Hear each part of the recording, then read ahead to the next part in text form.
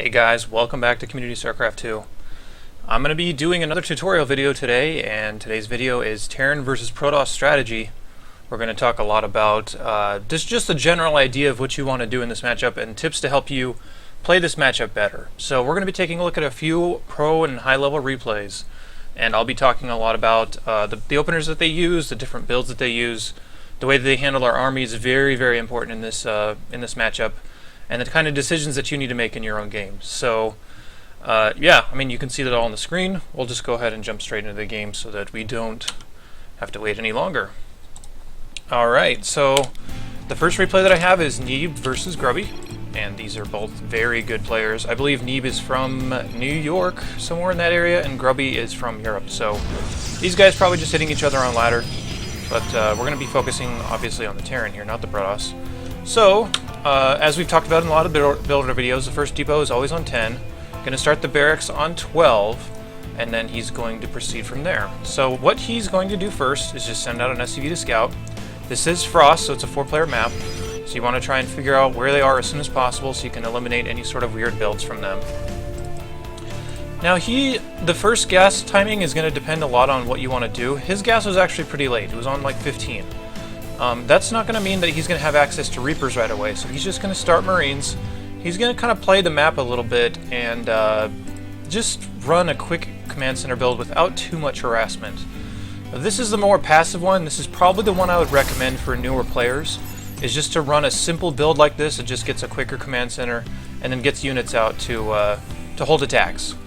Now meanwhile, the SCV is going to be scouting, going to try and figure out what he sees. He does see a Nexus, so he knows that he is free to be able to expand whenever he wants, and that's exactly what he does. Now the next point of interest is that he places his Marines here on the top of the ramp, and anytime you have a ramp like this, you want to be able to position it right there so that you can get as many shots off on the enemy before they can get up the ramp as possible. And I'm starting emphasizing this right now because this is very, very important in this matchup. The idea of you need to get good position with your army and you need to get good trades with your army. Bio especially is one of the army compositions where if you just walk into your death, you die to say like 3 or 4 Colossus and don't really kill anything, then you're dead. Obviously not killing anything and dying is obvious, but they're especially susceptible because those units are super low on health. So for all these replays, when you're talking about how you're going to want to handle bio, mostly because mech is just not that widely used and figured out yet, so I feel like I should wait until that starts to come around a little more before I start doing mech-specific videos for Terran. So what we're going to see is the probe will walk up here. I'll even put it on his vision so that you can see that, I mean, he can't even see what's going on, and the Marines totally deny the scout. So that's something you want to keep in mind as well. Try to limit your Protoss opponent to as little information as possible, while you can get as much information as possible as well. You definitely need to know what's going on with the Protoss base at this point. So I'd say about 5 minutes is a good time to try and get a scout in there, and if you can't, I would just burn a scan so you can figure out what is happening. Now I know I always talk about mules and how you need to drop your mules and stuff like that, but the issue is that the mules will be useless if you just die to something that you couldn't scout. Now as far as this Terran's follow-up, he is opting to go factory right afterwards, so he's going to do a little bit of early game pressure to try and get himself equal with his Protoss opponent. So we'll see how this develops, and you can always run builds that are similar to this yourself, but I should warn you that this particular variant is pretty susceptible to really early all-ins because you just don't have that many units, and you're kind of relying on them expanding. So bear in mind to only run your builds based upon if they have a Nexus or not, and if they don't have a Nexus, then don't be too hasty about grabbing your own expansion. So we'll keep going here. Factory's going to finish up.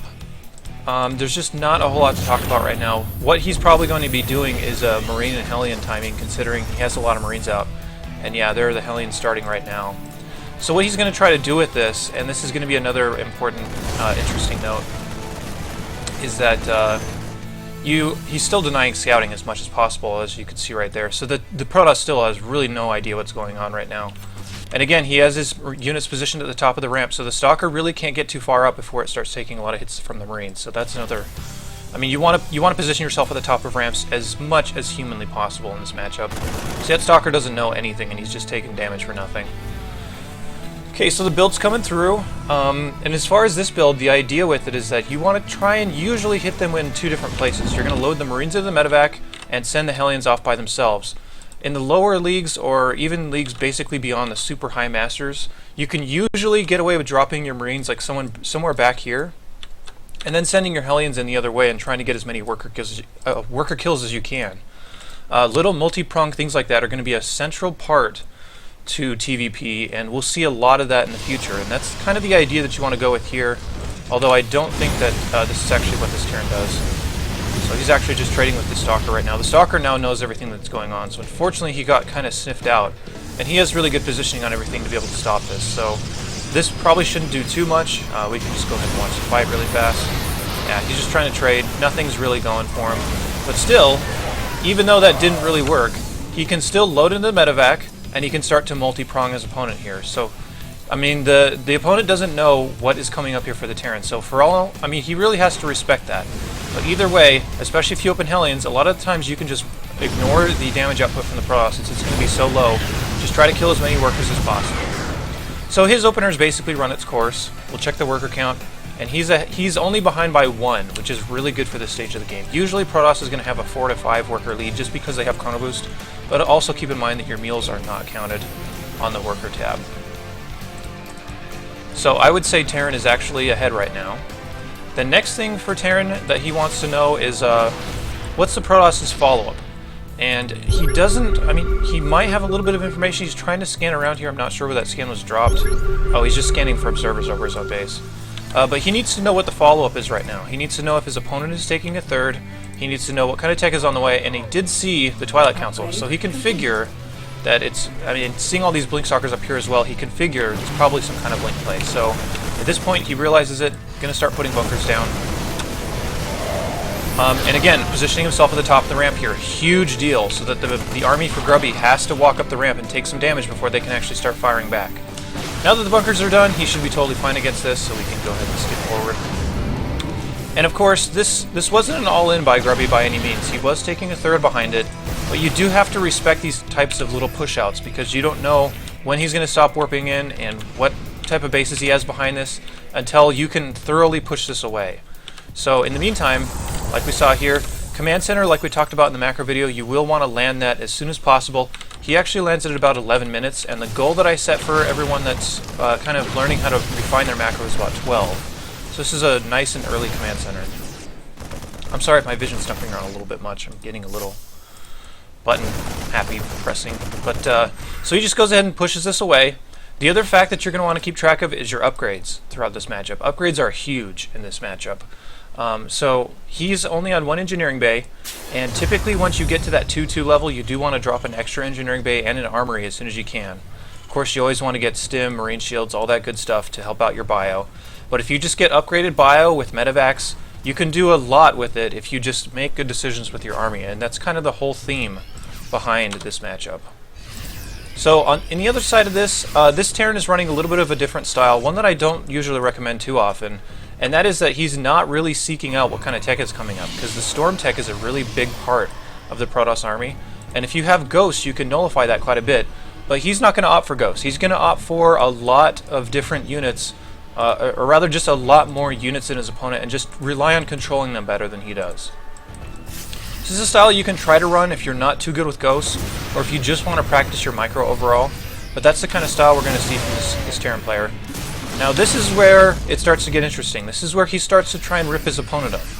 His opponent is on 3 bases, so there's a lot of different attack points that the Terran can choose. And of course with medevacs, you can be pretty much anywhere you want to be at any given time, but you need to make his army move around. If you just attack into it, you're never going to get good trades with your army, assuming he knows what he's doing. So if you were just to say, alright, screw it, I'm just going to go, and he just runs up here, there's no way he would kill this army.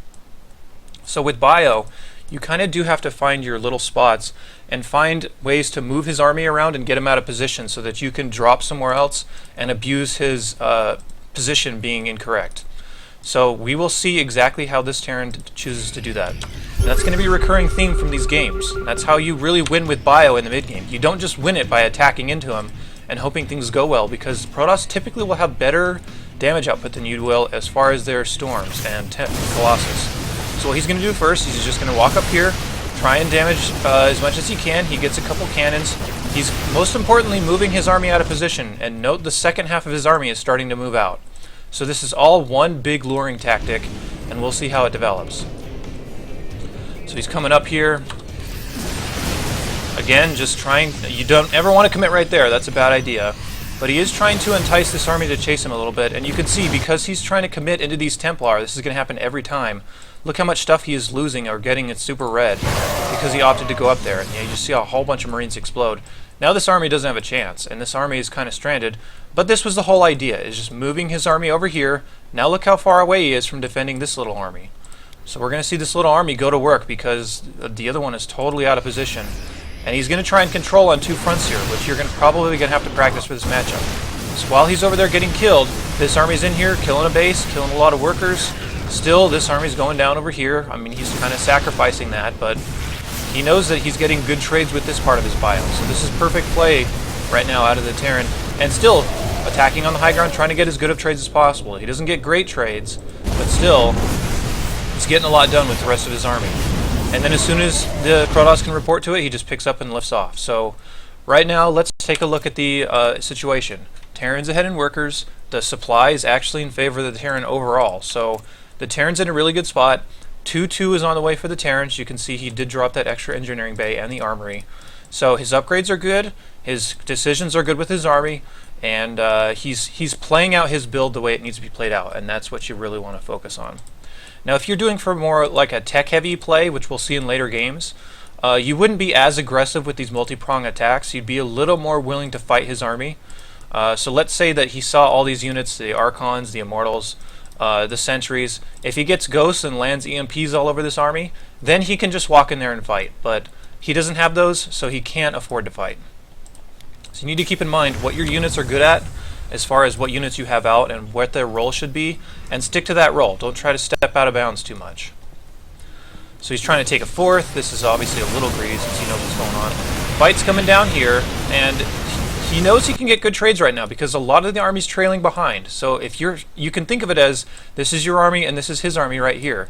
Since he was out of position once again for the engagement, you can try to get as good of trades as possible and then just run away when you can't get those trades anymore. So he's going to try to kill as much as he can, gets 2-3 Archons before he runs away, but he stayed a little long, got trapped by the force fields, picking up in the medevac and dropping behind the force fields, making him work against him.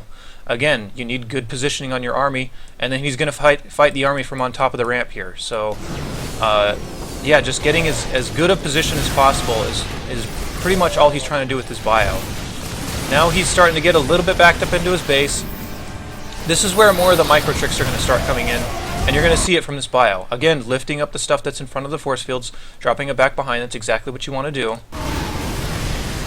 Now this is the most important aspect of being able to play Terran, is being able to pick apart a Protoss army. So right now he's only fighting this section of the Protoss army once again. The rest of them are not really helping in the fight.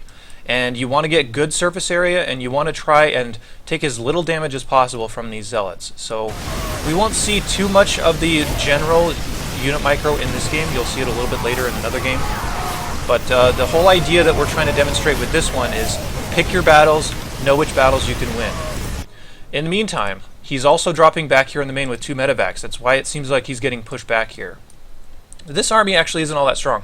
Once he kills the Archons, you can almost heal straight through just the Stalker and Immortal damage. So he's basically saying you're going to have to warp back in here to deal with this. Otherwise, you're going to lose this fight, and you're not going to have any warp-ins to deal with this one as well. So again, just multi-prong attacks with his bio. He probably killed a bunch of workers over here too that we missed. But his bio is in several places at once, and he's getting as good of trades as possible with each side. So, like I said, you can just heal basically right through the Stalker and Immortal damage if you have medevacs. So he's going to go ahead and push this back quite easily. He did lose quite a bit of workers, but even still, I would say he's ahead in this game considering this base just barely got restarted, and because the upgrades are in favor of the Terran pretty heavily right now. Well, by one upgrade, but still, being ahead at all is really good for you. Still, the drops go on, just trying to even this out as much as possible. Try not to eat too much damage from the storm, so he'll try to micro out that the best he can, and he saves most of his units once again. So really, most of this comes down to your control if you opt to run bio, and Unfortunately, it seems silly that the Protoss can just kind of do... It seems like they can just kind of do whatever, but there's just really different things involved with each race in this matchup. And for Terran, your unit control and your decision-making with your army as far as where they go is going to be the biggest deal of all. So the Protoss army's coming across. It looks like they're getting a little frustrated. Once again, the bulk of the army is out of position. There's stuff here that's not helping. He's just going to send in the rest of his stuff and see what he can get. So this army is unchecked, while this army can deal with this over time if he controls well enough. So we'll see that fight coming down here in just a second, and Protoss realizes it. So Terran coming right back in, trying to kill as much as he can. Really not going to take too many losses here, and you can see him removing his positioning on his unit so that he doesn't take too much damage from these melee units. And then once again, he knows he's going to lose, so he just lifts up and runs away.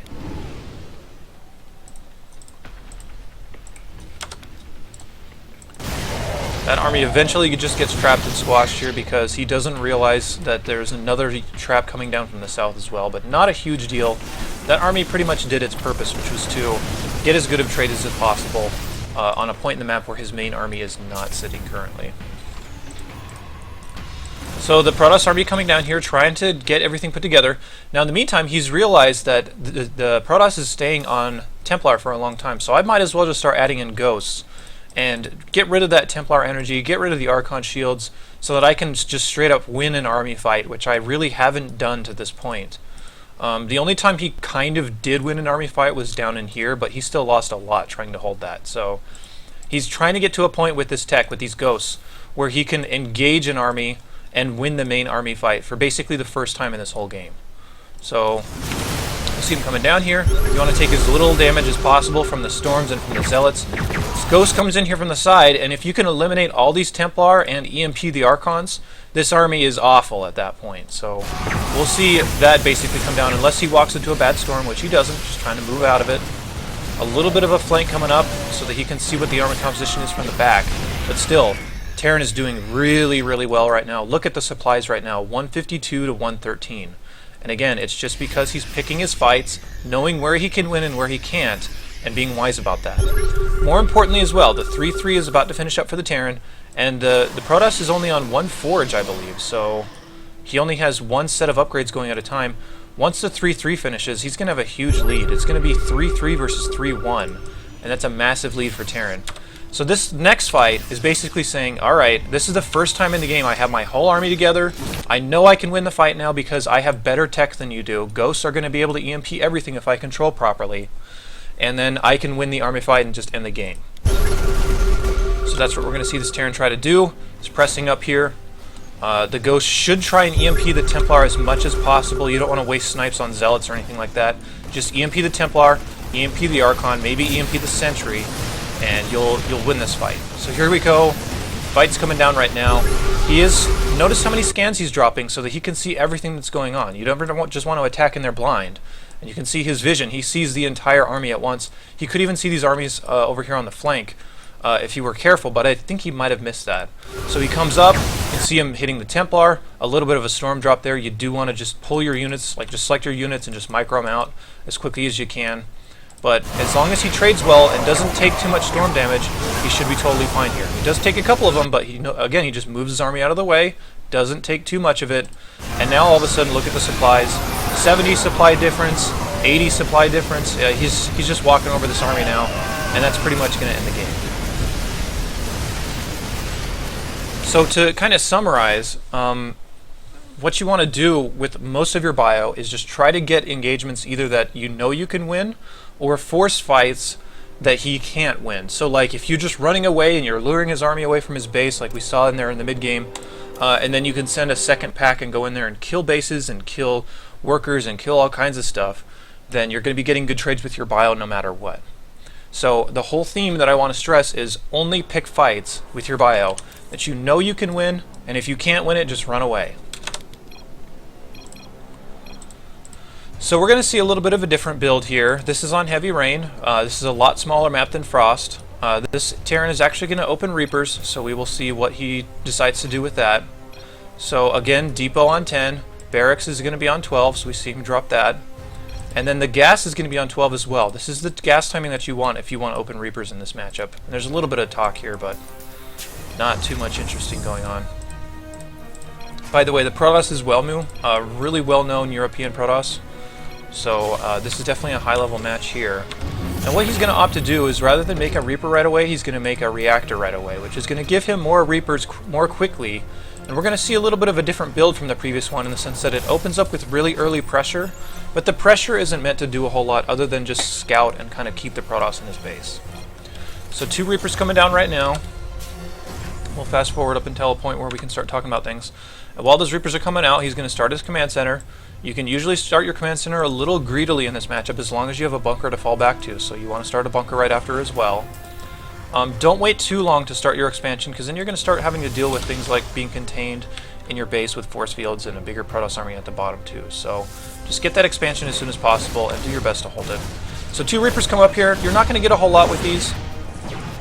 Just try to keep your Reapers alive. You can see that one's only at 2 HP. As long as the Reaper's alive and you didn't lose anything, then perfect. So the second set of Reapers is going to come up here right now, and what he's going to do once again is try to multi-prong him and get him out of position so that his other set of Reapers can actually do something. So the 2 Reapers are going to come in here, going to try to pull the army down as far as possible. Now all of a sudden the other 2 Reapers are just going to walk right in and get whatever they want. They'll get some worker kills. They'll be able to see any scouting information if he was able to scout this Twilight Council that was coming down. And then again, once the army reports, just run away. Runs those away, doesn't lose anything, and he kills 3 workers. So still, I mean, 3 workers, like, yeah, that's not that big of a deal, but if you can do that and not hurt your own build in the meantime, then I'd say it's actually really worth it. Again, just going to try to commit up here. He's not going to do a whole lot with these Reapers anymore, but keeping them alive is, of course, as important. Getting a little bit of damage on that Stalker, he might actually kill it. No, he gets pushed away. So what he really needs to see with these Reapers, though, and I wouldn't mind seeing him sacrifice maybe 1 or 2 of them, is just getting in here and seeing what the tech is. Seeing this early of a Twilight Council that's operating, and you can see it operating by those little lights that are coming up it. If you see that, I mean, this early in the game, it's almost always going to be Blink, especially if he's showing this many Stalkers. So then you know what to prepare for back at home.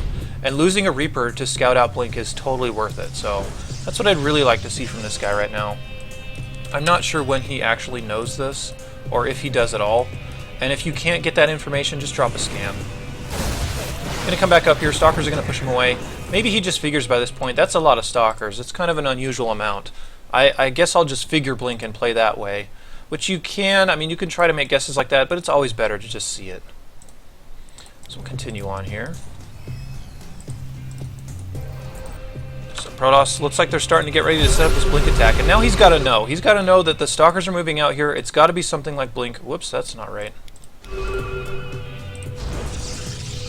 Yeah, so he's got to know it's something like Blink because the Stalkers are starting to get aggressive here.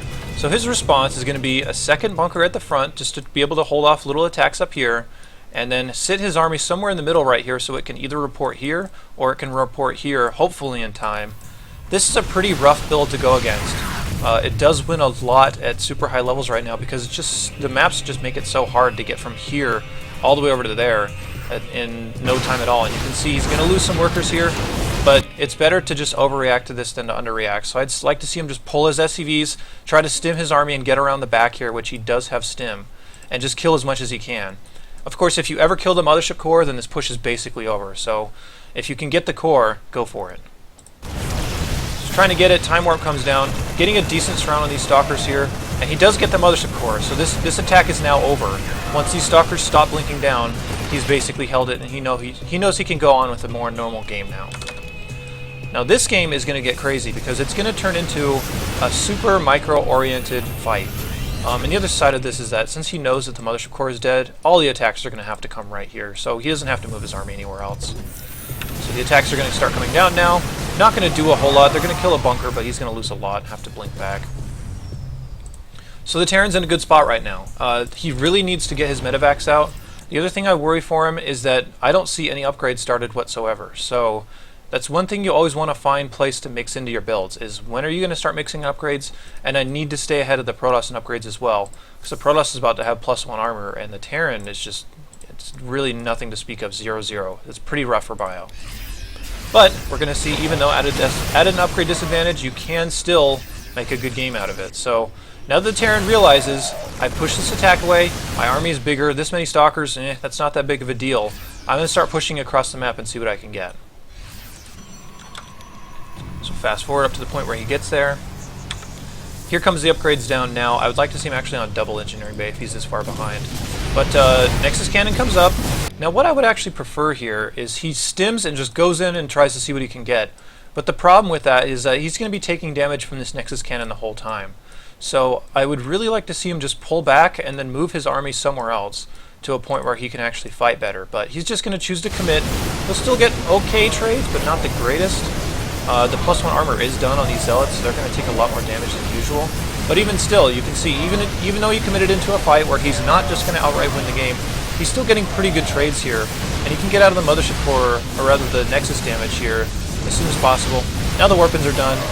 And again, now he's starting to realize, okay, well, I don't know if I can really win this fight. And this is probably the most important Terran micro aspect, is if you take your army against these Zealots, you have to move them back, let them shoot, move them back, let them shoot, so the Zealots are doing as minimal damage as possible. So I want you to really focus on that throughout the next stage of this game, is how little these Zealots are doing most of the time, because he's actually microing his army back. So again, he moves back and stops, he moves back and stops, then once he realizes there's just too much here, he's just going to pick up in the medevacs and leave. So okay, he's doing a pretty good job. The Protoss is still limited to 2 bases because he's being aggressive and because he's forcing the Protoss to warp in back at home, and his 3rd base is on the way. So now his next step is just either keeping the Protoss there as long as he can, or just being able to hold the counterattack that's definitely incoming. So again, he can't win the fight, he just gets what he can, and lifts up and goes back. So he's going to continue to do this for quite a while, and we'll watch that happen. There's a little bit of a counterattack here. Another important point is that on your 3rd base, you really almost always want to make a bunker there. You can see more of the same stuff. As soon as you can't win the fight, just pick up and move somewhere else. And if there's no stalkers out, which there are no stalkers out right now, you can be really annoying with these medevacs. Just hit as much as you can. As soon as you can't win the fight, pick up, go somewhere else, redrop. And you can do this as long as you can keep up with everything that's going on in the background. Now in the meantime though, while he's getting really cute with these medevacs and they finally died, all of a sudden he has to lift up his 3rd because the attacks over here are getting a little strong. And this is going to be where we start to see the crazy micro out of the Terran player to be able to shoot, step back, shoot, step back, shoot, step back, and just do that over and over and over to take as little damage as possible so that his bio actually gets good trades. One of the biggest reasons he has to micro for so long is because these Zealots are +2 armor, and the attack is only at +1 on the Terran, and +1 armor isn't even done yet. So he's going to have to micro a lot against these Zealots. It's one of the costs of not getting your upgrades done on time, but you can still make it work. So here comes the fight. He's pushing this away a little bit. Now the time warp is up, and he needs to start doing that starter set micro, which you can see is just step back, step back, step back, trying to not take as much damage from these Zealots as he possibly can. And then you want to start focusing down the more important targets once the Zealots are dead. But once the Zealots are back up, you need to start microing back again. So here comes the next wave of Zealots coming in. Step back, step back, step back. He's just going to keep doing that for a really, really long time. You can see that even though he's actually not in the greatest of shape in terms of supplies, supplies are about even, but he's behind in upgrades, that you can still make this work if you micro well. So this is going to go on for a long time. So I'm just going to run this on 2x speed, and you'll see the kind of work that he puts in with his bio army to make this happen. Again, the fight, just going to step back, try to micro the best he can against these Zealots. Another thing that you probably really want to do during all this is just drop a bunker. And you can see this is starting to get a little bit out of hand. So you want to start using creative little positionings like behind your minerals and behind your gas to force a lot of these Zealots to not be able to participate. Like this whole section of the Zealots really isn't doing anything. This guy's not doing much. These 2 guys aren't doing a whole lot. That's just because he got a good position here. But you want to isolate as many units as possible. Again, still stepping back against this Zealot army. And now that he's able to push it back, he doesn't have to micro too much. But what I was saying before is that if you have to fend off attacks like this, just drop a few bunkers here so that your units can last longer. You don't have to micro as hard. But he's finally starting to push this back, so it looks like he's actually held for the time being. And again, that's really only possible because of the micro that he's done, or rather the micro that he's shown. 3rd base has to lift up again, but now he knows the army composition, he can start to micro against it.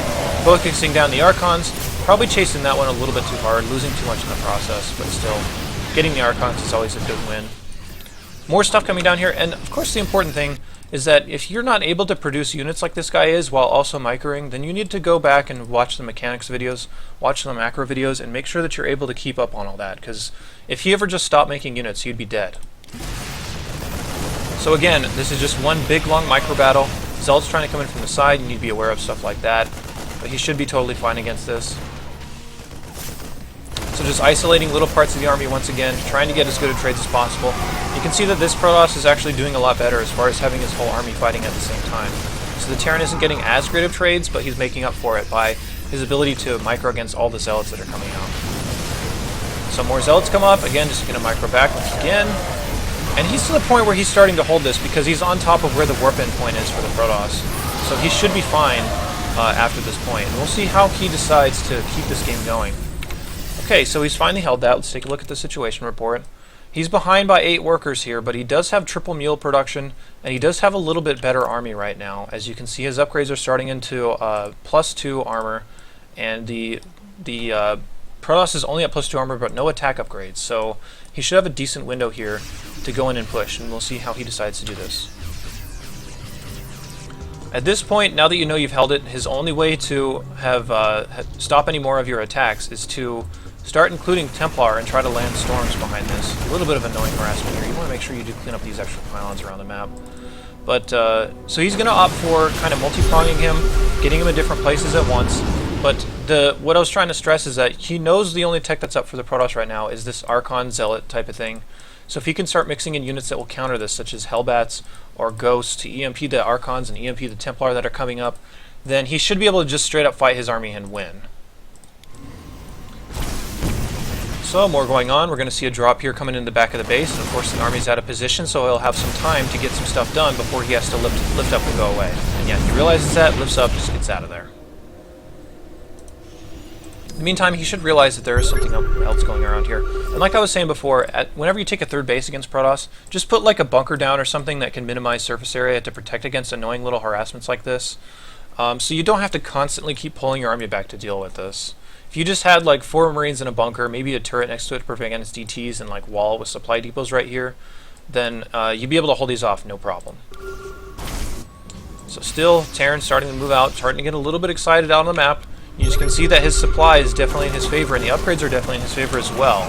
So 2-1 is done for both players at this point, but 3-2 is coming down for the Terran, and that's a big deal. Again, more drops trying to just move the army out of position, and now that the army's out of position, he gets a free nexus. There's nothing that the Protoss can do about this because his army's here, and his army's over here because he's able to pull them apart with these drops. So again, just trying to move the Protoss army out of the way, get as good of trades as possible, and then just get out of there when he can't win. Which is exactly what he's doing over here.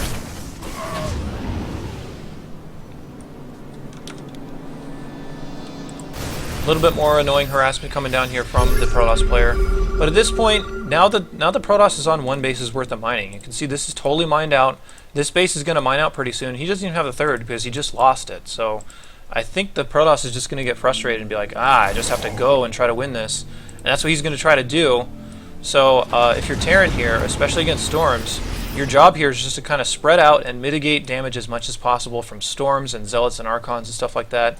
So if you can have a big arc on top of the ramp like we've been talking about this whole time, if they try to attack into that, they're going to get terrible trades regardless of what unit composition they have. So finally scouts out this pylon, sends some stuff over there to deal with it. He wants to buy some time, so just knocks down the rocks there. Pretty cute little move. But now you need to start being careful. You don't want to get hit by too many storms, and he's kind of walking into a little bit. But once he gets into the storm, he does just move his units away the best he can, and he loses a bunch of stuff right there. But yeah, if you see a storm, pull your stuff out and just move it back. See, he's just losing way too much of that. So this is actually going a little worse than it probably should at this point.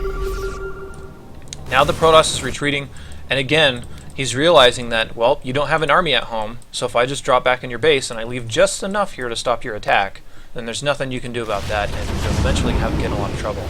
And look at this giant drop on the other side. It's starting to get loaded up and heading up to the other base.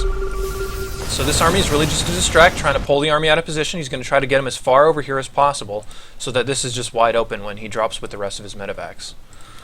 So we'll see this come through. Just trying to be careful, not losing anything. This time he's going to choose to drop into the main and try to move the army that way. And now all of a sudden, the army's totally on the ground over here, going to get excellent trades against these small units. Now there's nothing checking this army. Again, just multi-pronged aggression, just ripping the Protoss player apart. He's taking a lot of damage over here, but even still, he just has so much stuff, and it's all in the right position. So he's totally fine, GG. Now the third game, we're going to go into something a little bit different. It's going to be yet another different opener that you can run. This is going to be more about abusing the current meta. The current meta right now is that kind of blink play that you saw coming out of Grubby, or rather on just the last map, coming out from Wellmew. Really, blink is very strong right now, and almost every Protoss uses it. So this Terran's going to take a totally different approach and say, well, I'm just going to expect blink. I'm just going to expect what the strongest thing is right now, and just run a build that counters that. So we will see what he chooses to do here. I actually have to say that I did cast this game, so I do know what happened. This was actually at a local tournament of ours. But I'll explain everything that I saw here. This is actually just a beautiful build, and this is why I wanted to show this one off. So he's going to start out with a Reaper. Just going to use one Reaper to try to get in there and scout. Nothing too crazy. SCV's coming in here to scout the Protoss. He sees an expansion coming up, so he's thinking, okay, I don't need to be too careful, but I'm going to open up with a factory before my own command center. So the factory is going to get started, and this looks a lot like that Hellion drop opener, but instead he's just going to start mines, start a starport right away, and he's going to go with the idea that with most of these blink builds, they actually don't have an observation. So if you drop a couple of mines in here, now they have to work really hard to get toward a point where they have to deal with these mines. And then the mines at your base are going to be totally fine. So he's really just playing the meta right now.